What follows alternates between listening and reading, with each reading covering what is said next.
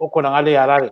So baba Mkhwanazi, so uyazibonela la ukuthi into ziyayenzakala eziningi kwele Zimbabwe. So ke wena ngombona kwakho abantu lababuyela ekhaya kuyahamba njani? Cela ukuthi uvale ivolume yakho khonapho kwenze ukuthi inga-interfere lelokhuzeko. Sizwe ngani kule volume evuliwe khonapho ivaliwe kumbe hayi wonke amavolume bengiwavalile ngingazi njalo. Sokulungile. Yes, sokulungile. Qhubeka khonapho. So xa bengabuya phela bavalelwa for ama-days athize.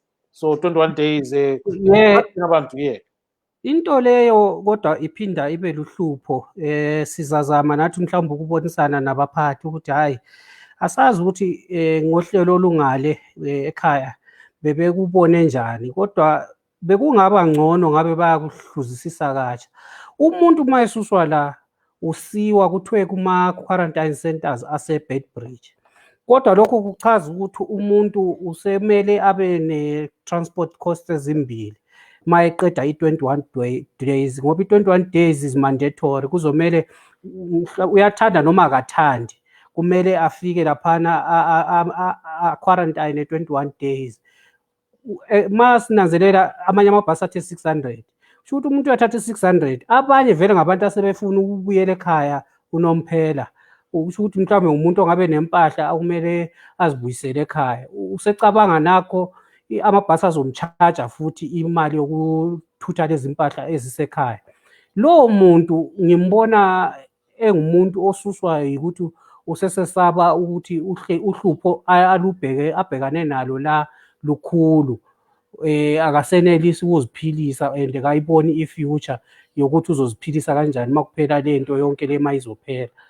Pho-ke sithi uzoyithathaphi imali ezingaka, kanti ngabe ama-quarantine centers abenziwe emaduzane nalapho umuntu ayaphelela khona. Ake sithi ngumuntu wakoBulawayo, kwenziwe ama-quarantine centers asondelane lo Bulawayo.